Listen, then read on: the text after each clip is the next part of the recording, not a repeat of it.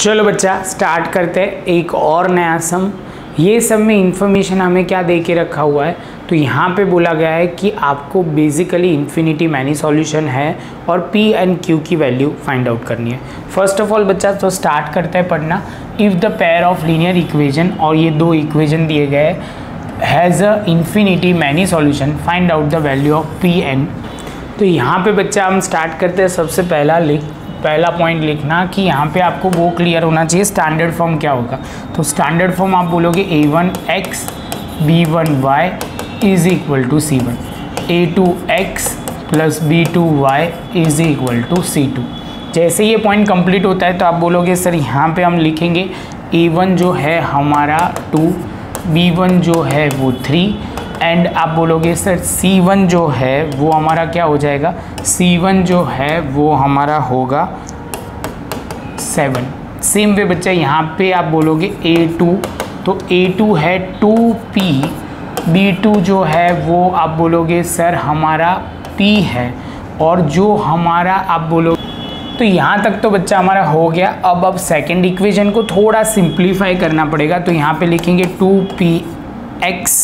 2px, बाद में आप बोलोगे सर py, ये आ गया, और दूसरा बोलोगे sir qy is equal to 28। यहाँ पे हमने लिखा, तो यहाँ पे आपको ध्यान क्या रखना है, y को कॉमन निकाल दो। तो हमने लिखा कुछ इस तरह p प्लस q ब्रैकेट में लिख दिया, और यहाँ लिख दिया y इज इक्वल टू 28। ये पहले समझ में आए तो ही आगे बढ़ना, अदरवाइज आगे मत बढ़ना। ये स्टेप बहुत इंपॉर्टेंट है, स्टेप बाय स्टेप समझोगे तो क्लियर हो जाएगा। अब यहाँ पे हम लिखना शुरू करते हैं। A2 हमारा क्या हो जाएगा, तो आप बोलोगे सर लिखो 2P, B2 हमारा क्या हो जाएगा, तो आप बोलोगे सर P प्लस Q, और आप बोलोगे C2 हमारा क्या हो जाएगा, तो आप बोलोगे 28। जैसे ये पॉइंट कंप्लीट होता है बच्चा, तो अब यहाँ पे हम लिखेंगे A1 upon A2 equal to B1 upon B2।